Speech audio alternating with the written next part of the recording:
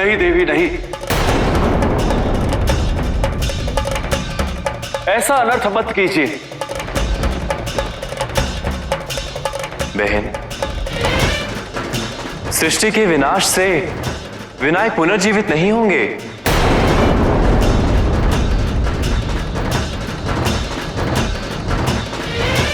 आप मेरे दुख को समझ ही नहीं सकते,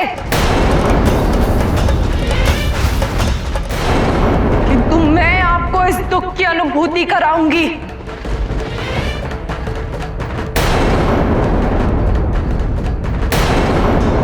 जब आपके द्वारा उत्पन्न किए गए इस संसार का मैं विनाश कर दूंगी।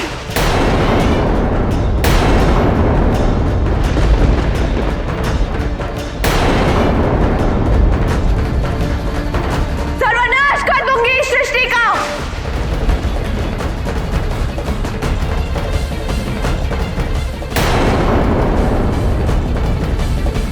और अब यह विनाश तब तक चलता रहेगा जब तक सब कुछ नष्ट नहीं हो जाता।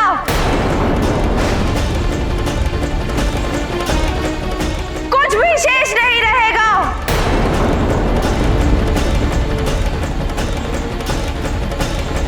केवल शुभता का पुनरागमन ही संसार को मेरे प्रकोप से बचा सकता है।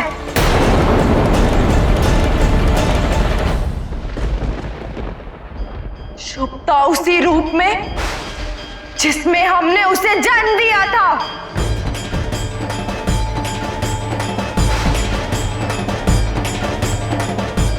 विनाश!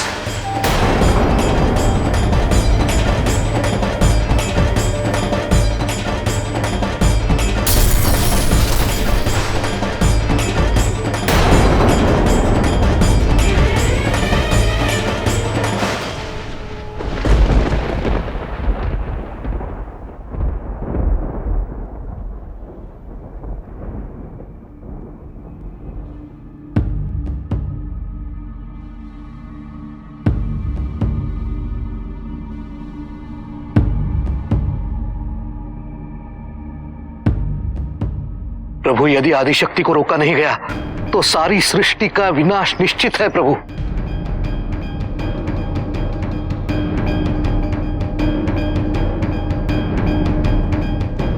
विनायक को उसी अपूर्ण रूप में पुनः जीवित करना संभव है।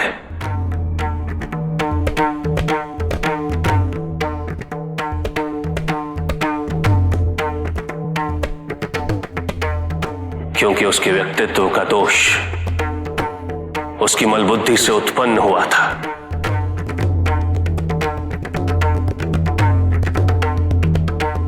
इसलिए यदि उस पर एक नया शीश लगाया जाए तो उसे पुनः जीवित करना संभव हो सकता है।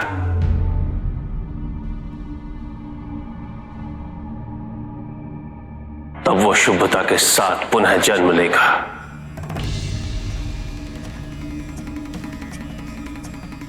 क्योंकि तब वो आदिशक्ति द्वारा अपने स्वार्थ पूर्ति हेतु निर्मित बालक नहीं, अपितु पुरुष और प्रकृति से बनाया हुआ एक पुत्र होगा।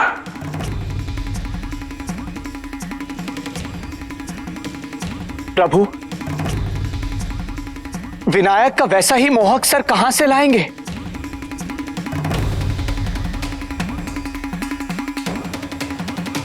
क्योंकि वो तो भस्म हो चुका है।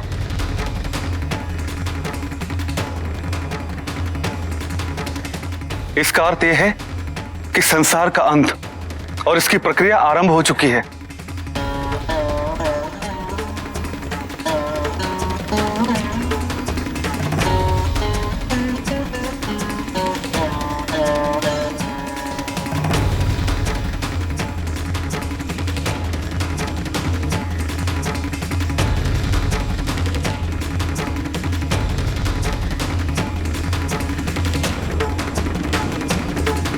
विनायक को नया शीश लगना अनिवार्य है।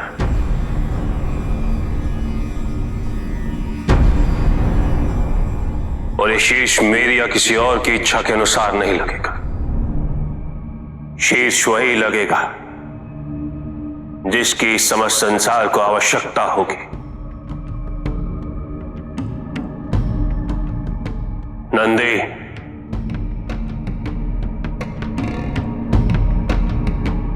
देवराजेंद्र के साथ उत्तर दिशा में प्रस्थान करो। सबसे पहले तुम्हें जो भी जीव दिखाई देगा उसी का सिर विनायक की धड़ पर लगेगा।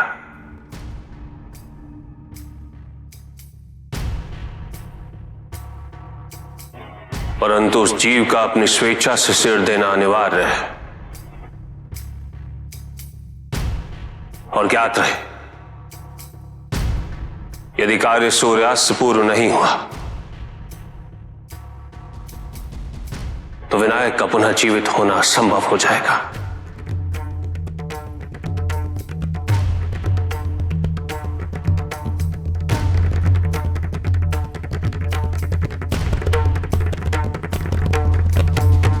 विनाश!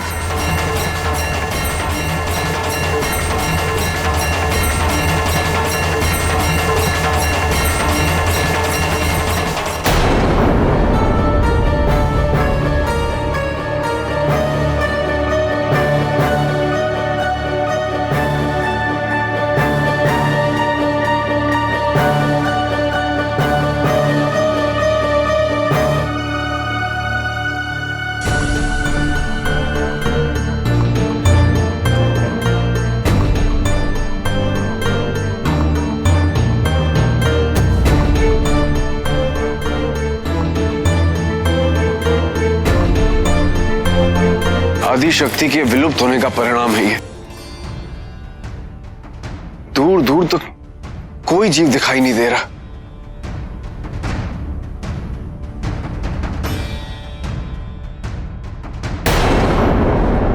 हो सकता है वहां कुछ मिले।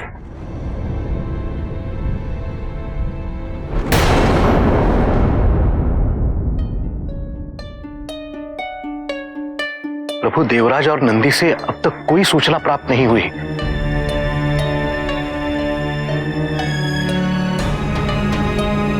आपने तो कहा था कि सूर्यास्त से पूर्व यह प्रक्रिया पूर्ण हो जानी चाहिए।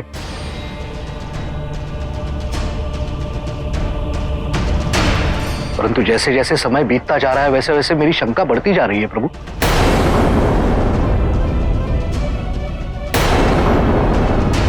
यदि विनायक को पुनर्जीवित नहीं किया गया तो आदि शक्ति नहीं लौटेंगी और उनके अभाव में संसार के लिए परिणाम अच्छा नहीं होगा प्रभु।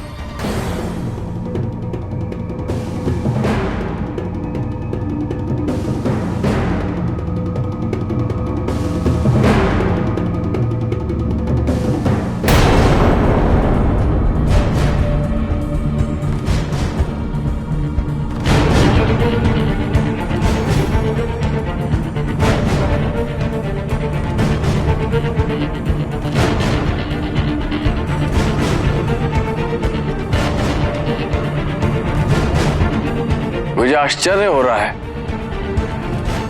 जिस पृथ्वी पर जीवों की विभिन्नता एवं बहुतायत हुआ करती थी वहां एक भी प्राणी दिखाई नहीं दे रहा है। ऐसा प्रतीत होता है सब भय से लुप्त हो गए।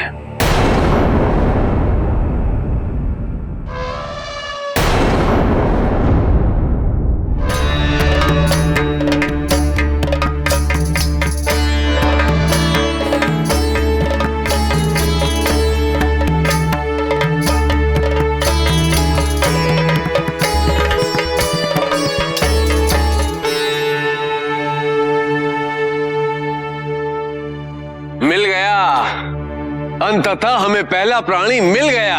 हाँ देवराज,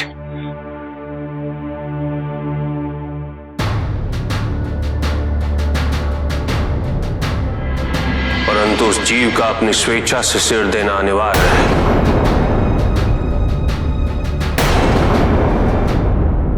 मैं इसी दिन की प्रतीक्षा कर रहा था। आज वो क्षण आ ही गया। किंतु तुम एक हाथी हो और हाथी का सिर महादेव पार्वती पुत्र पर कैसे लगाया जा सकता है? क्योंकि यही नियति है। मैं गजासुर हूं। कई कल्पों से मैंने महादेव की तपस्या कर उन्हें प्रसन्न किया। प्रसन्न होकर महादेव ने मुझे दर्शन दिए और वरदान मांगने को कहा।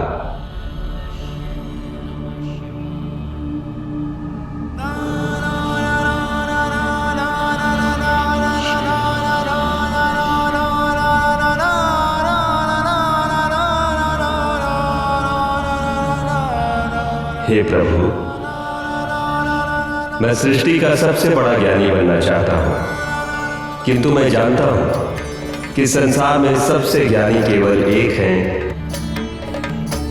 और वो है आप।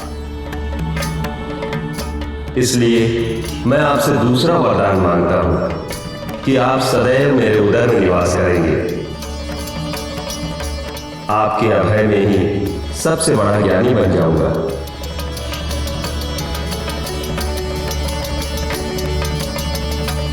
अवश्य।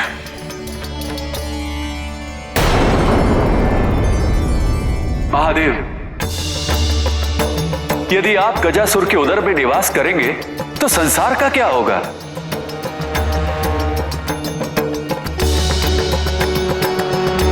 गजासुर, कोई और वरदान मांग लो। किंतु मैंने तो इसी वरदान हेतु इतने कष्ट सहकर ये तपस्या की और महादेव को प्रसन्न किया। तुम निराश मत हो गजासुर। तुम जो चाहते हो तुम्हें वही प्राप्त होगा।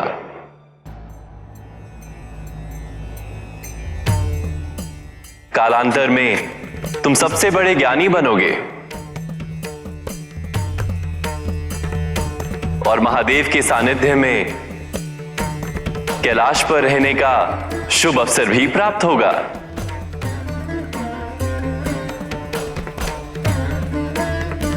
मुझे स्वीकार है और तब से मैं इसी दिन की प्रतीक्षा कर रहा हूं। जो वरदान मुझे मिला था उसके पूरा होने का समय आ गया है। मैं अपनी इच्छा से अपना मस्तक इस शुभ कार्य हेतु देना चाहता हूं। आप बिना संकोच ये कार्य आरंभ करें।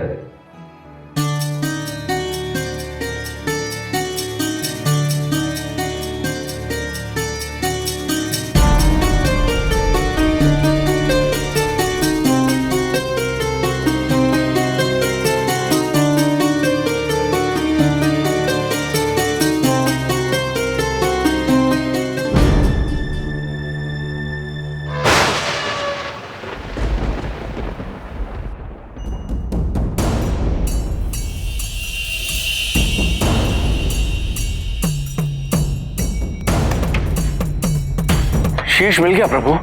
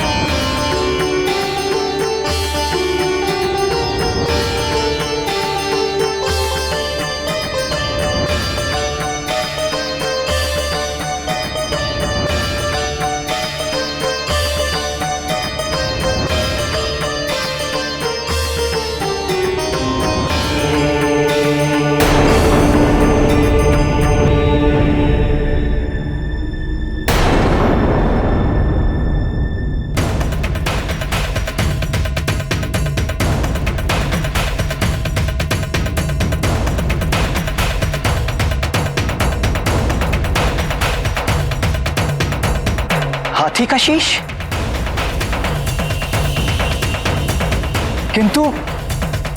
किंतु विनायक के धड़ पर हाथी का शीश कैसे लगाया जा सकता है?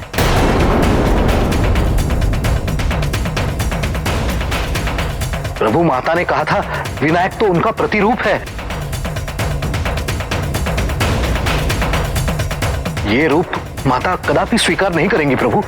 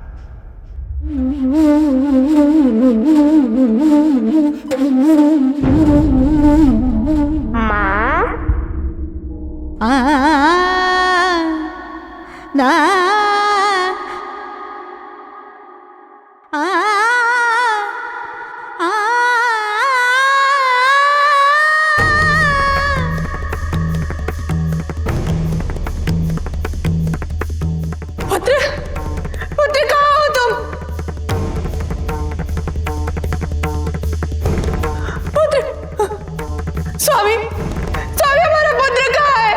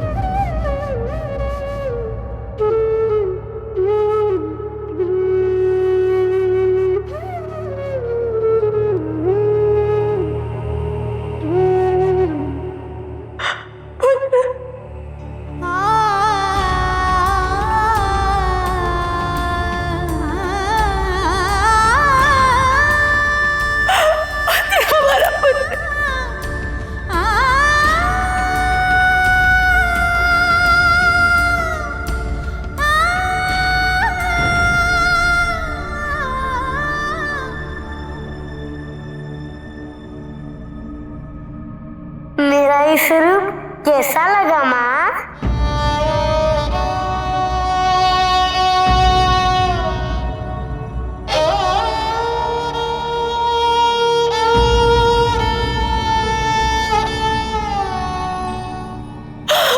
अत्यंत मनमोहक पुत्र, अत्यंत मनमोहक।